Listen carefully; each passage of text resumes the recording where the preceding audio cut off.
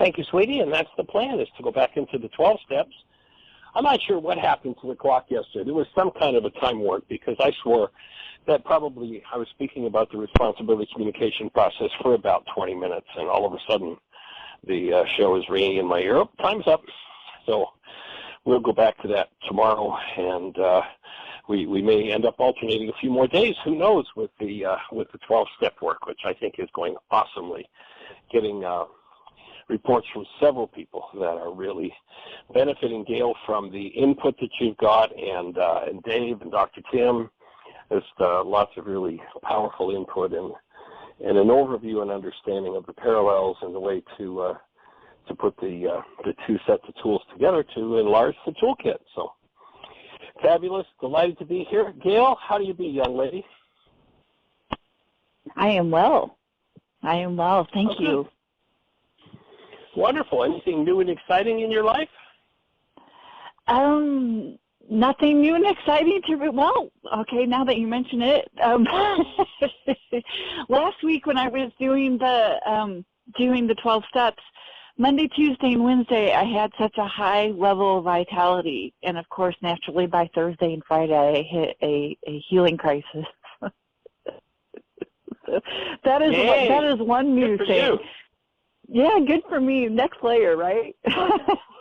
Well, that's what it's all about. And, you know, it's interesting. There's a new film out there that Jeanie and I went to see. That's how we're taking our intermissions from the intensity of what we're doing here between getting set up in the house and getting editing done.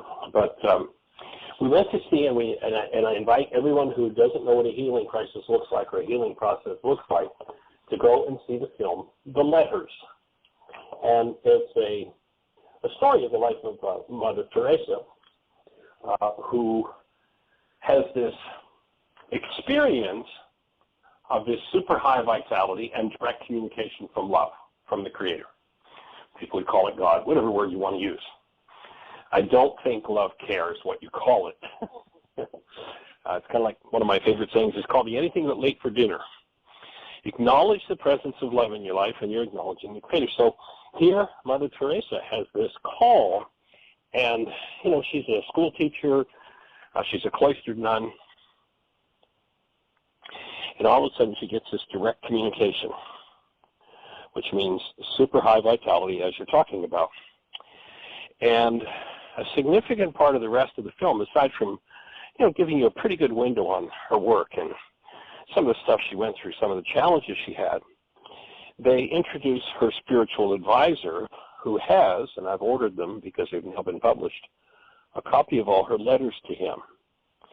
And what I realized, if you go back and you read the lives of many of the saints or the mystics, what you find is people who have this beatific experience, this full-blown white light experience to the extreme, and stay in it.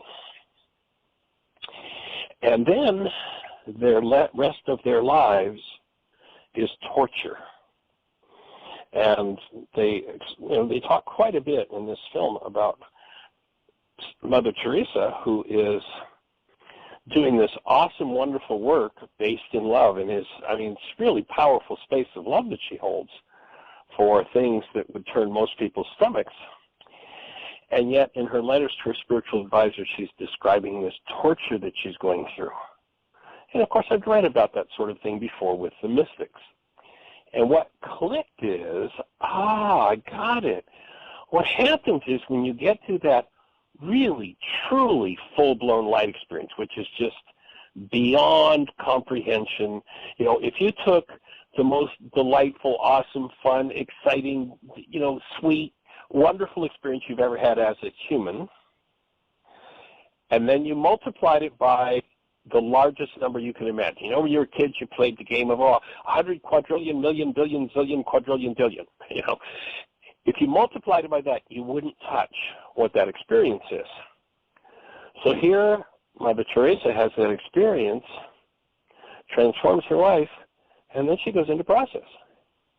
And because she doesn't have the tool of forgiveness, her healing crisis just goes on and on and on and on. Without the awareness of what the symptoms of healing look like, people stay in it forever.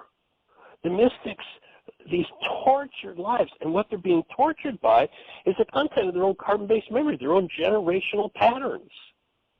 That there's a vitality to start to move it, but because they don't know how to crack it open, they get stuck in it.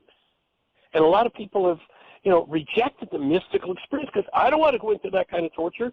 And what's happening is they're stepping in with the opening and the opportunity to clean up 1,000 generations of insanity that's gone before them. The hate, the fear, the rage, the guilt, the quote-unquote demons that have plagued their generations. And it just was like a big opening for me to watch this and realize, that's what the mystics are describing as being tortured. They're in a major healing crisis, and because they don't know what drives their perception that is tortured, they don't know how to collapse it and go in and clean it up. An interesting view, and I was going to share that on the show at some point today, but you certainly created the opening when you talked about, along about day 4, you go into a major healing process. And isn't it awesome that when we do step into that, and I can remember times when in the early days, and I didn't really understand what was going on, and a healing process would open and would go on for days. And now the same healing process, or perhaps a more intense one, will open, and I can be done with it in 10 minutes. Because I know how to do it now. I have the tools. These people didn't have first century Aramaic forgiveness. And so these things just went on forever. So it is nice to have the tools, isn't it, Yael? It is. It is, for sure. Yes. And thank you for that piece as well. I mean, knowing now that, even Mother Teresa dealt with this and suffered. Wow. So that helps. That helps a lot. We only suffer. Yeah, there's no demon that can make us suffer. What the Greeks ended up calling demons or evil spirits is simply the mind energy of generational patterns. That's where the torture comes from. And knowing how to crack it and remove it, forgive it, is just, monumental. Agreed. I'm grateful to be on the team, and I'm grateful to be able to offer another piece. So am I. Let me just, while we're on that topic, let's see if Dr. Tim has any thoughts about that. Tim? Okay. Which one? Just the whole thought of what was happening with the mystics. I'm sure you've probably read some of those things where these people are living these tortured lives. Does that fit for you? Does that make sense for you? Yes, absolutely. And as you were talking, it was even making more sense. For years in my studies and readings, I've heard about people who had these peak emotional experiences or enlightenment moments or gifts, whatever you want to call it, and then they end up living in a broken body. Car accidents that leave them in chronic pain, debilitating chronic diseases, and they just keep going. Mayor Baba and Krishnamurti and all these people, many that I've read about. I forget the name of the book, but I read one recently where I talked about it a year or so ago on the show, and this monk who he worked in the kitchen and became enlightened. And there he was in the last years of his life, racked in pain and physical pain, and they would go to comfort him, and he would say, "No, leave me here. I'm offering up my suffering." Yeah, let me just suffer. Well, I'm doing it for God or whatever. So, yeah. And with the understanding that I've been building over the last 20 years or so, breaking out of the mold of thinking. I mean, I was raised in a Catholic tradition that had you, every time you were going through some kind of pain, we were told, offer it up for the poor souls in purgatory. Literally. Stay there, suffer. You're kneeling on the floor because there aren't any padded kneelers left, so you're kneeling on the floor and your knees are hurting, and it's, 10, 15, 20 minutes into it, and there's pain shooting up your legs, and you're told just, suffer it and offer it up for the poor souls in purgatory. So as I was listening to you talk about it, the little light bulbs are going on saying, you know what, I bet that's more the case, that this is a situation where people were, a lot of spiritual traditions say you can't storm the gates because my physical body in this moment doesn't have the vitality that could actually contain or survive experiencing the level of energy that it's ultimately capable of experiencing. It isn't vibrating at a high enough frequency. And when I get exposed to those higher level frequencies, if I'm not eating right, in good physical shape, in good mental and emotional shape, and armed with the tools to get rid of the energies that don't belong, all I'm going to experience is an intense activation of a lot of negative energies that don't belong in my system, which we call symptoms. And so that light bulb was going off for me that perhaps a lot of these people who have suffered in silence and been the great saints and martyrs because they tolerate so much with a smile or they suffer through it, perhaps there's another way. And I think it's great that they don't get negative about their symptoms, and at the same time, wouldn't it be wonderful if there was a way for them to actually process through the energy and be relieved of the symptoms? Yeah, I think in that context of that story about offered up for the souls in purgatory, they'd probably be a whole lot happier and better off if we offered aliveness, joy, creativity than suffering, pain, and trauma. It's just like the whole root of the idea of sympathy is suffer with somebody as opposed to being the space and holding the space of love. And I think that was Brother Lawrence that you were talking about that experienced his enlightenment while washing dishes. And yeah, if we can't process what needs to be processed, it's going to express in the battleground of the body. It's going to express symptomatically. So probably Gail has the answer as to exactly how long, when somebody gets into the 12-step program, they have to do their work to be cured, to be finished with it. Was it a year, 2 years, Gail? It took about 2 years to get through the steps the first time, but I continually work the rest of the steps every day. I work all the steps every day. You mean in that first 2 years you weren't finished? No, I was not finished after 2 years. I was not cured. I was not cured at all. Come on, you've seen my my personal coach evaluation scores when I first met you. No, I was not finished. I'm a wise guy. And there are people who have knocked me when they say, "Well, you've been doing this for 45 years and you're not finished yet?" No, not finished yet. Well, there must be something wrong with this. No, it's called a process.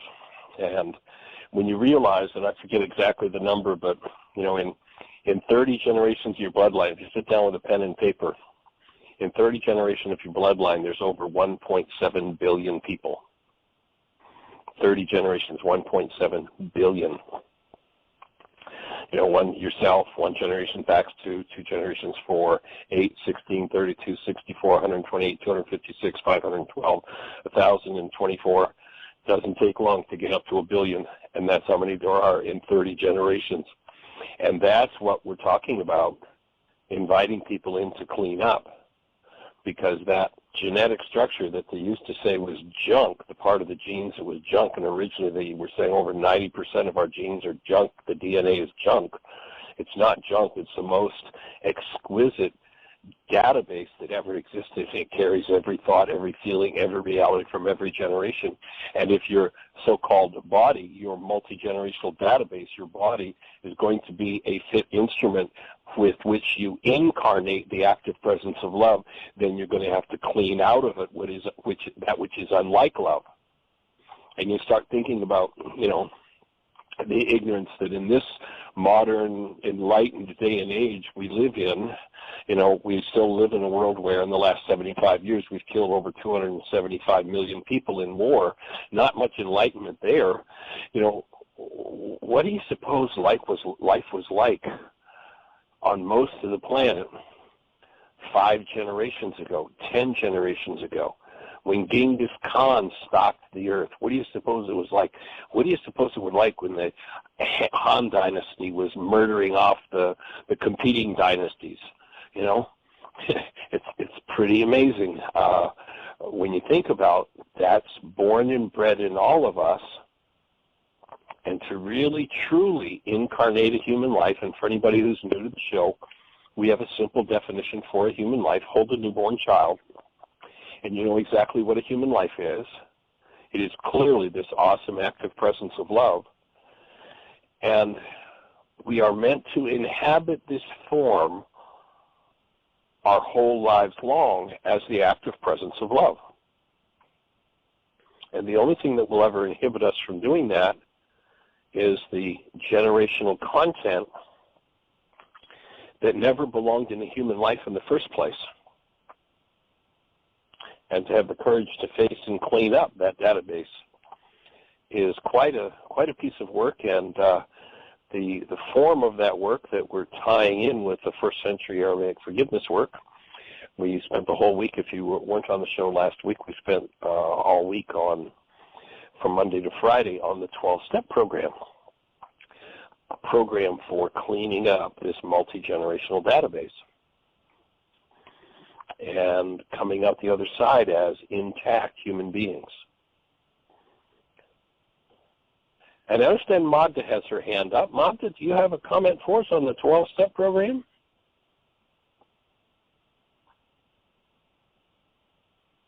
Is Magda there? Hi. Hey there, young lady. Welcome. Hi there. I called in because you had talked to me the other day about calling in on Tuesday. This is Tuesday, right? For the responsibility communication. Oh, actually, it was Monday that we did the responsibility communication, and we're carrying on with the. I did hear that. Yeah. Okay, then I misunderstood. I thought you said Tuesday. Okay. But anyway, we are going to pick it up again tomorrow. I ended up spending the whole hour yesterday. And you have Gail there right now, right? Right. We're going to pick up the responsibility communication again tomorrow. We didn't get through it yesterday, but we had, announced last week that we'd do the responsibility communication yesterday, and that we'd pick up the 12-step today. So if there's space tomorrow, it would be awesome to hear from you, because we're going to be back on responsibility communication. Great, I'll do that. I do have one little comment to add to what you've been saying about being a martyr and putting up with the pain and offering it up and all of that. I was also brought up as a Catholic, so I understand those concepts. And I really love, and I want to pass on what my friend Sunny, you met Sunny, what she says is, let me do everything, learn all my lessons, whatever I need to do with joy and ease. And I'm going, yeah, that really is a great intention. So just wanted to pass that on. And then I'll call back tomorrow, okay? Okay. Appreciate you. Blessings. Okay. Hi, Gail. Blessings, everybody. Bye-bye. So, Gail, I'm going to turn it back over to you, young lady. Go for it. What do you have in mind? Sir. Good to hear from you, Magda. Anyway, what do I have on my mind? I wanted to offer, as long as we're on this topic of talking about the pain of the spiritual awakening and not being able to have the tools to go through this pain-free, is Bill Wilson as well went through a lot of pain. He had a bright light spiritual experience, which enabled him to maintain sobriety or get sober, and he worked the rest of the tenets of the Oxford group that did not make him immune to working those tenets, and then he developed and then was a part of writing the book Alcoholics Anonymous and being a co-founder of this movement. He still suffered, and he talks quite a bit about his depression. And he finally, I think about 22 years of sobriety, he got to a place of, hey, I can work the steps on my depression as well.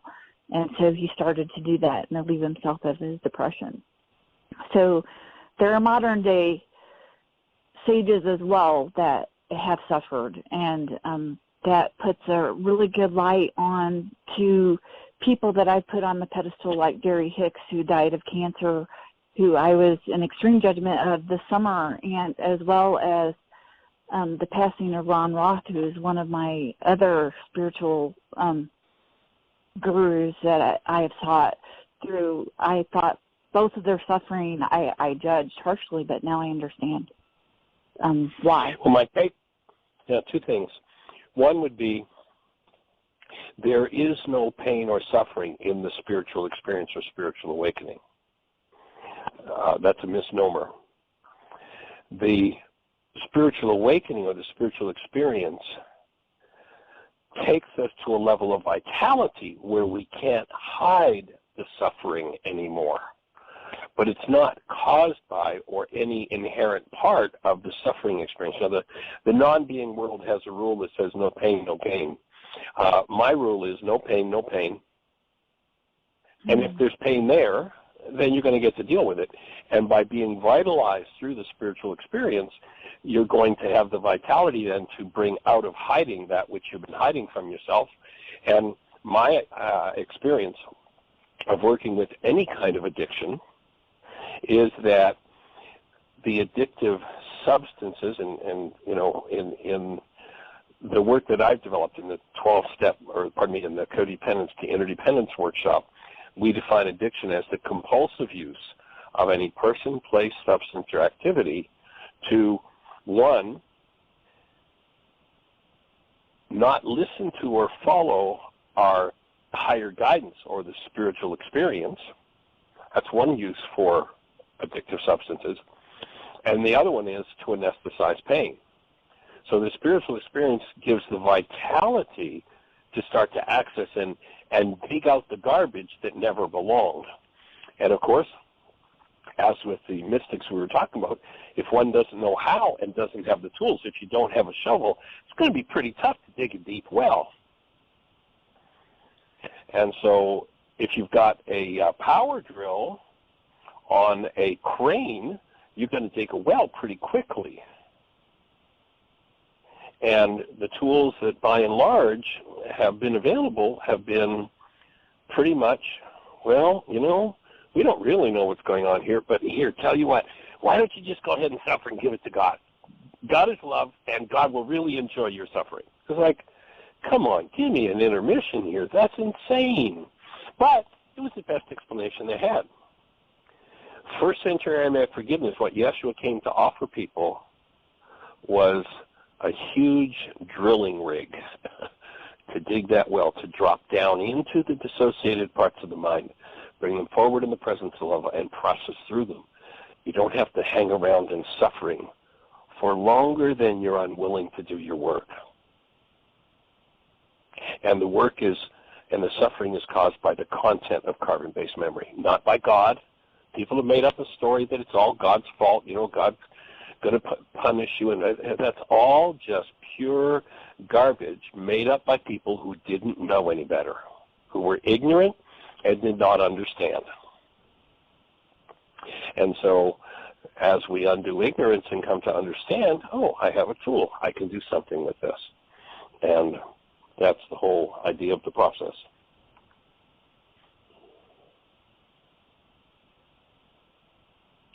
Understood, and thank you for clarifying and tweaking that for me. Cool.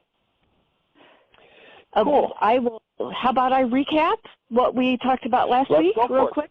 Yeah, and we will continue go on. For it. And okay. I think I wanted to add that. Go ahead. Go ahead. We've got a little bit of overlap here, so go ahead. I'll be silent here. I think doing the responsibility communication at this point is excellent, because the next thing I was going to talk about is the amends process, which looks similar, believe it or not, to the responsibility communication. But I'll recap first, and we will move forward. what we talked about last week are the steps. We got up to step 7 on Friday with a little side note about what sarcasm really is, and thank you for that piece as well. But anyway, step 1, it basically is I can't think, or I can't drink and I can't think. It's a 2-part step. Step 2 is about doing something different. Step 3 is a decision to finish the rest of the steps. Step 4 is writing down on a piece of paper what our thinking looks like, looking at how we put ourselves in a position to be hurt. We address our resentments, fear, sex, conduct, and harms to others in the 4th step. In step 5, we admit the exact nature of our wrongs to God, to ourselves, and to another human being. And we talk about our thinking errors. In step 6, we become willing to get rid of those thinking errors, which are called character defects in step 6. And we ask ourselves this very simple question: are we ready to let go of everything that we see that is objectionable? Those are the things that we looked at in step 4 and talked about in step 5. And in step 7, we give those things up to God. It says we humbly ask God to remove our shortcomings. Character defects and shortcomings are similar. They're errors in thought. If our aim is to be loving and we are short on love, that is a shortcoming. If our aim is to be tolerant and we are intolerant, that is a shortcoming because we're short on tolerance, or we're short on patience, or we're short on love. I wanted to also share our 7-step prayer. That is in the Big Book of Alcoholics Anonymous. It's a suggested prayer. It's a very, and it's not prayer by the definition of to capture God. It is more of a request of God, and it goes like this. Our Creator, I offer my, no, I'm sorry, that's the wrong one. Our Creator, take me both good and bad. Take away from me every single defect of character that blocked me off from you and my fellows. Oh. And the rest of it is grant me strength to do your bidding. And just a very simple prayer, very powerful prayer. On some days, I don't know what character defects are blocking me off from God. And some days, a character defect can be a character asset. It just depends on how I use it. And so that prayer, I believe, is very perfect because it's asking God to take me both good and bad and to take away everything that blocks me off. So I wanted to offer that. And with that offering, did you have any comments at all before we move on to 8 and 9? Right on track. Right on track, and it ties right in with the step of 5B, where I ask Rika for support in opening the space to come back into conscious relationship with all dissociated content and clean it out. Just exactly on track. Absolutely. Thank you for that. 8, what I said on Friday is that there's 2 coupling steps. There's 6 and 7. 6 is we become willing. 7 is we do. 8 and 9 are similarly matched up with that. With 8, we become willing, and 9, we do. And I love it when you talk about willingness being the cosmic grief. And also when you mention that in your book, Why Is This Happening to Me Again, I very much appreciated that discussion about willingness as well. So I wanted to add that. In step 8, what we do is we make a list of all people we have harmed and become willing to make amends to them all. That list of people that we have harmed comes out of our 4th step. Most likely all the people that I listed that I had resentments against, all the objects of fear, and also people that were on my sex conduct list and harms done to other lists will end up on my 8-step list. It's an ongoing list. Sometimes I take people off the list after I make amends. Sometimes I add people to the list as I continue to act out of selfishness, self-centered fear, or non-being mind, as you say. And so becoming willing to make amends to them all, for me, is to constantly pray for that willingness. And I have willingness to make amends to every person on my list except for one, and that person would be my stepfather. And in preparation for thinking about what I'm going to say about the step, I started to do worksheets on him, and because I'm getting to deeper and deeper realization that my resentment against him is harming me because I'm living with the chemistry in my own body. So that is a process in the making there. So any comments before I go to step 9? Oh, just nice catch on that one, to recognize that the original of it, it's in my own form, and that resentment is something I need to forgive, remove from myself. It's the key to the whole process. Does that mean that I have to approve of everything that anybody or everybody's ever done? No, not in the least. But it does mean that I am willing to remove literally my capacity for resentment, for anger, for hatred, for fear, so that I can stand in the space of love, maintain my human life no matter what anybody else is doing. And then, of course, carry on with the work. Absolutely. Absolutely. Step 9 is made direct amends to such people, except wherever possible would harm them or others. And this would be the case. One of the perfect examples would be to make amends to somebody that you cheated on, because that would harm them, and it would also harm the person that you cheated on them with. And it talks extensively. For instance, I had a really good friend that cheated on his wife and his brother by sleeping with his brother's wife. He's not going to go to his brother and say, "Hey, I slept with your wife," but I'm really sorry for doing that. And also that would have not only harmed his brother, it would have harmed his brother's wife as well. So that's one example. It talks extensively about making amends in the Big Book of Alcoholics Anonymous. It's about timing, and it also says wherever possible. And the wording there, opposed to whenever possible, saying wherever possible invites God into the process. It's about prudent timing. It's about inviting God into the process, not making amends out of ego or self-centered fear. And that's what I've done my whole life. I'm sorry. I'm sorry. I'm sorry. I'd like to apologize for doing this, but my behavior hasn't changed. And I believe that's why 8 and 9 are where 8 and 9 are, that we need to change before we start to pursue the process of amends, because I've apologized because I've had other things on my agenda to get something else out of somebody instead of being genuinely apologetic or wanting to make amends. And I also wanted to capitalize on the word amend instead of apology or saying I'm sorry. The word amend to change the relationship, as an amendment to the Constitution changes the Constitution, or making amend in a piece of clothing changes the clothing or strengthens the clothing.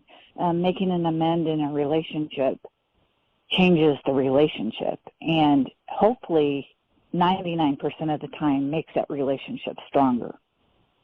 So I believe that there is a process between steps 1 through 8 that make step 9 possible, and definitely with the invite of God into that process and using one's intuition in order to make those amends.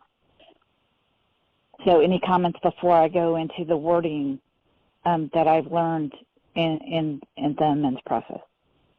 No, go for it, please. Okay. What I was taught, and most recently, once again, this is a skill set, kind of like step 5 is a skill set, to listen to somebody else's 4th step and 5th step. Making amends is a process, and there were specific words that my current sponsor gave me. I did a sponsorship change 5 years ago, and went back through the steps with her, and she very much capitalized on the words, and which was a huge gift for me, because I'm one of those people that needs to be given the words and to make those words my own. And the main words to focus on is, when I make amends to people, is the admittance of wrong. I was wrong. I regret is the other word. Instead of being I'm sorry or I apologize, expressing regret. Instead of having guilt, shame, and remorse, there's a difference between guilt, shame, and remorse and regret. I regret that I behaved this way, or I regret the harm that I imposed upon you. And the next important idea to convey is, how can I make this right? The willingness to get right is very important. Letting go of the self-justification and the reasons why I did it, and what they did in the mix, and taking total and complete responsibility for what I did. So, and staying on my side of the street, so to speak, and at that point in time, how can I make this right, is an invitation for me to listen to everything that they have to say, to express their side of it, and also to be given the opportunity to make that right, and then from there negotiate on the best course of action to be taken to make it right. My input there is that oftentimes I think this is a place where people try to figure it out, and I consider that to be the number one pseudo-solution of the non-being mind, if I could just figure out. And I think that a really powerful place to go in this step, that this work can deliver to that step, is to really truly be in the space of the love exchange, where love is fully conscious, active, and present in one or both or whatever number of people are involved in it, and that active presence of love can make things right that in a million years a hurt mind could never figure out or never come up with. The energetic dynamic of the miracle happens in that space when love is conscious, active, and present, rather than it being, a negotiation. It's just, to me, the effort to bring. This is the space to. It kind of ties in with step 4 of the worksheet. I choose to tap into my newborn state, that active presence of love and function is that. And when I am, preferably the person I perhaps have a conflict with, can bring that forward, it just opens doors that can't be fathomed by the intellect. Understood. A lot of people think it's just about an apology, and I wanted to offer what I have learned with this step. The other thing that I wanted to offer too is, when going through the worksheet in Florida, and I was like, where's the amends process in this? And Joel turned around and said, the amends process is when we offer a goal to them in the 7th step.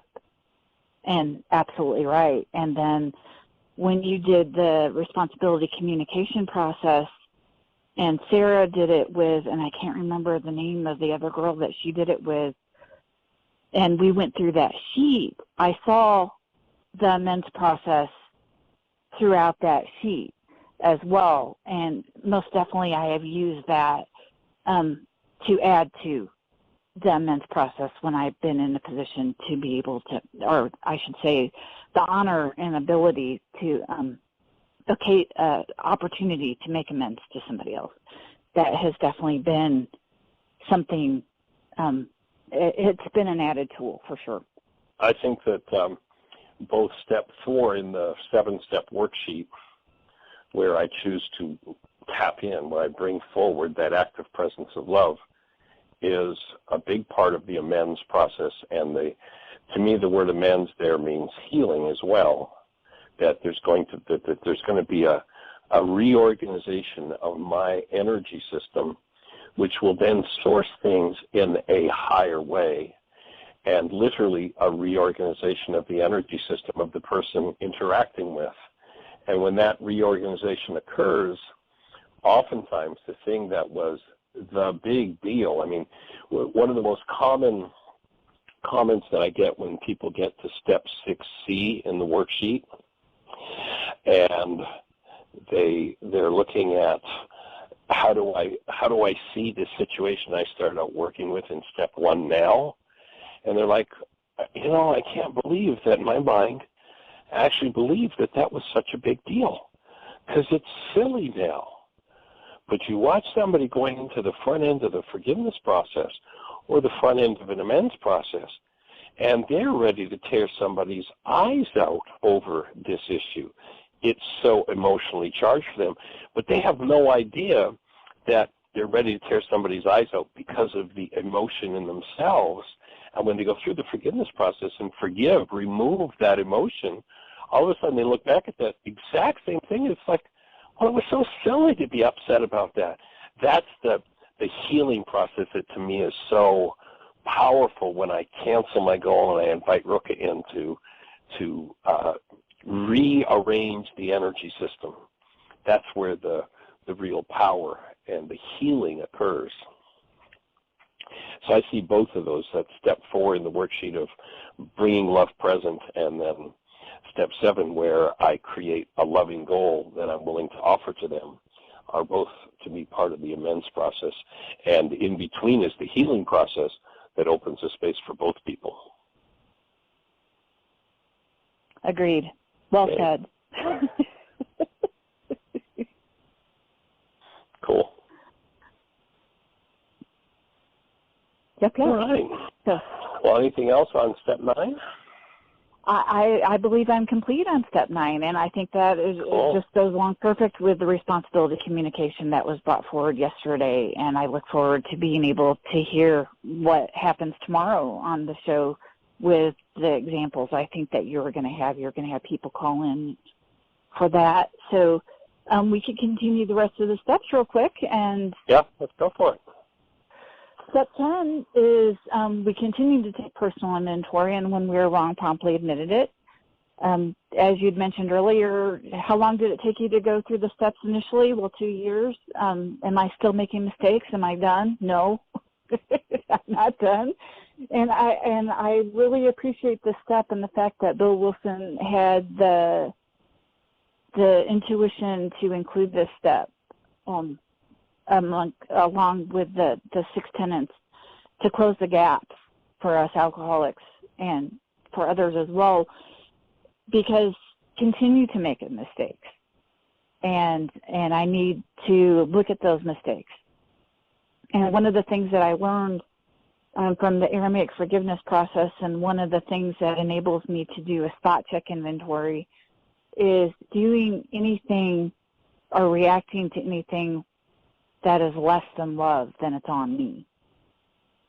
And that enables me to get back into being the space of love and to make corrections as quickly as possible. And there are directions in the big book about how to do step 10, and it's basically 4 through 9 every single day. There are 2 schools of thought about that, and some people think that it's 4 through 9 every single day. Some people also think it's 1 through 9 every single day. Quite frankly, it doesn't matter. Just do it. It is what my thoughts are. And but I have a tendency to lean towards the 1 through 9 every single day thought process. And the reason why I say that is because of the writings in the 12 and 12, which is a book that was solely written by Bill Wilson 15 years after he got sober, and its intent was to introduce the 12 traditions. He added he added essays about the steps to offer his experience 15 years later to the big book. And he talks about extensively restraint of pen and tongue, delay taking action before you get to that inventory process. And for me, I need to take a step back before I react and realize that I am powerless over whatever is going on, that my life is unmanageable because my thinking is in error, and that I need to do something different in step 2, and I need to make a decision to go through with the rest of the steps, and then to inventory that and talk about it to somebody else if I did do something wrong. When I figure out what the exact nature of my wrongs was, when I do that spot check inventory or write something down on paper, and then to give those character defects up, and then to right whatever wrong that I did. So that is what step 10 is about. And then the 5th instruction that they give in the Big Book of Alcoholics Anonymous is about resolutely helping others. Is after we have harmed somebody and have made amends, that we go out and help somebody else, help another alcoholic start thinking about other people. So that is step 10. Right. Right, that's powerful. And, the invitation's always there to share the tools with others, so that fits well with what we've developed in the Wise as That Means Me Again work. And for me, as I look at the 10th step, I think that the wake-up sheet, the reality management wake-up sheet, is the perfect tool for the 10th step, ongoing personal inventory and resolution of issues. So if somebody, when we get people started on the wake-up sheet, we usually suggest they do 5 a day for the first 40 days. And we've had people carry that tradition on in their lives for decades, that they do. It's just part of their lives. Just like they wash their face every day, they wash their minds every day. And they go through the process of forgiveness, 5 times a day, every day. And that's really going through the whole process and taking the inventory and then cleaning out whatever you find there. And as one undoes blocks to truth, new issues, new perspectives show up. And I notice there's a lot of focus on the word wrong there, and I like to help people to shift that focus a little bit to recognize that, the position that I'm in right now and what I did that seemed so wrong might actually be the thing that delivers me to healing. And so maybe it wasn't wrong, but it wasn't the highest and best choice at the moment. And to put it in the category of, for my true spiritual journey, living as an alive, awake, aware human being, perhaps this was a necessary step. There were certainly higher ways I could have done it, so maybe it was not right. But when I give it a categorical wrong, I can tend to lock myself into that pattern. And to me, the whole idea is to unlock myself from the patterns that don't support the expression of my true human life, of aliveness, of joy, of creativity, and of love in my life, compassion. So letting go a little bit of the positive wrongs, and okay, so that wasn't the highest and best choice, so now I'm going to make a new choice, I'm going to clean that one up, I think opens a different quality of energetic space. Agreed. Cool. So we're at step 11 then. We've got two more steps. Step 11. 10 minutes. Yay. Okay. 5 minutes apiece. Step 11 is we continue through prayer and meditation to improve our conscious contact with God as we understand God, praying only for knowledge of His will for us and the power to carry that out.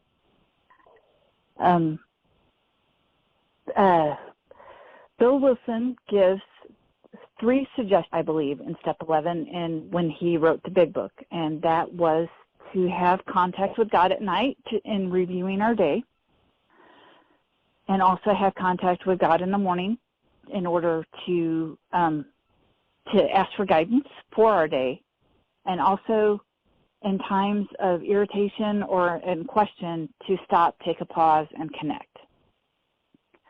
one of the prayers that he suggests, Bill Wilson knew that he was not a spiritual giant, and he knew that he was walking on pretty thin ice with suggestions of spiritual direction to go in. And so he kept things very vague here, and I'm grateful that he did, to allow others to grow in the direction that they see fit after they get to step 11. And definitely I'm grateful that step 11 is where step 11 is, because we need to make all these changes and 1 through 10 to clear the path in order to connect to God better. I describe it when I talk to people that I sponsor, is that we start out with maybe a black and white antenna TV connection going on.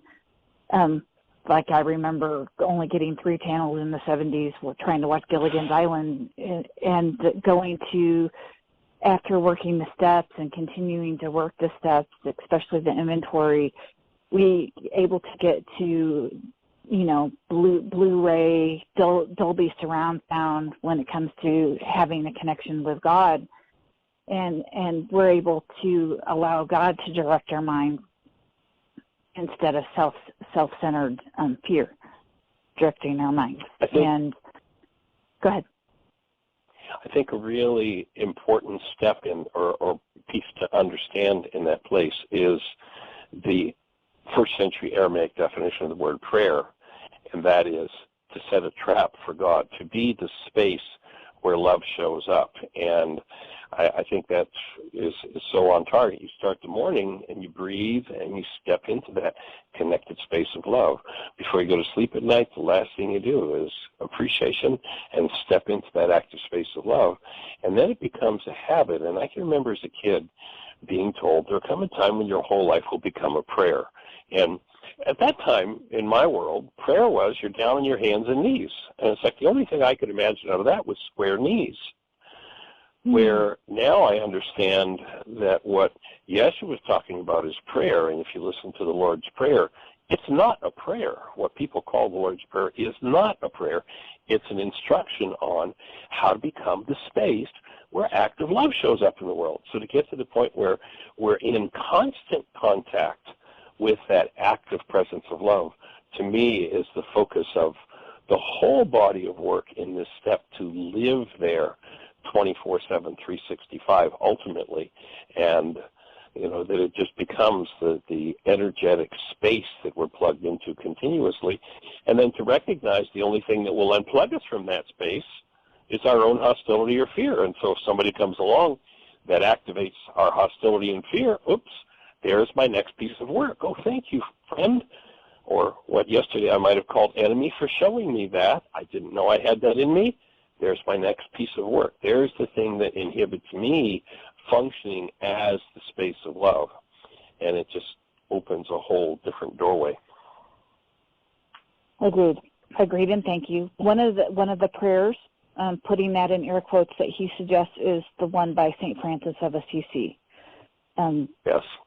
Where I sow hatred, help me to sow love. And I can't quote the rest of it right now, but where there's injury, pardon. Yes.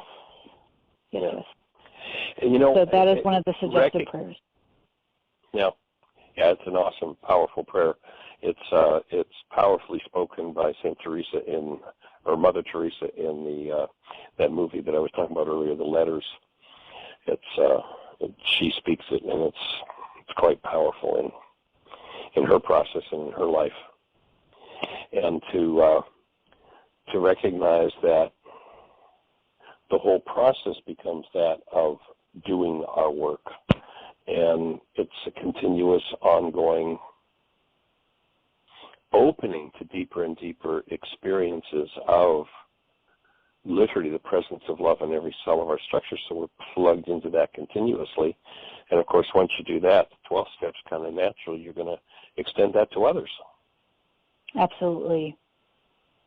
A little side note, people consider pursuing their separate spiritual paths to be their 11th step. I consider becoming one of the first things that I did after I got to step 11 was to become a Reiki master teacher. That was a part of my 11-step process. And believe it or not, that 11th step, that brought me to you. The gentleman that introduced me to Reiki, actually I was doing a home daycare and I had 3 moms that were second-level Reiki practitioners. So I thought that was a hint that maybe this was something to pursue. So the gentleman that attuned me to Reiki 1 and Reiki 2 introduced me to Celebrating Life Ministries, which was an organization that was started by Ron Roth, he was a born healer. And from listening to Celebrating Life Ministries on a teleconference, I was introduced to Dale Allen Hoffman. And from Dale Allen Hoffman, I was introduced to you. So I consider being a part of Celebrating Life Ministries, being a part of knowing Dale Allen Hoffman and being taught to do toning and Aramaic and being introduced to what the real words are and the real meanings and the possibilities of who Mary Magdalene is, and Yeshua, learning his true name, and then being led to you and studying under you. I consider all that to be a part of my 11th step. Right. Cool. And then the next step, and we're down to just the last minute or so, of course, is to invite others into the process, right? Yes. There's 3 parts to the 12 steps, and that is to have a spiritual awakening as a result of these steps is one of it. I feel like I have a spiritual awakening of our affairs, to carry the message to others. And AA terminology is to share experience, strength, and hope, to teach people how to work the steps, to be a tour guide through the AA literature, and to introduce them to God. That is the message. And to practice these principles in all of our affairs is to work the steps in every area of our life. Awesome. I think I did that under 60 seconds. You did. And so we are down to just the last few seconds. And much appreciation. I'm grateful for this opportunity. We're going to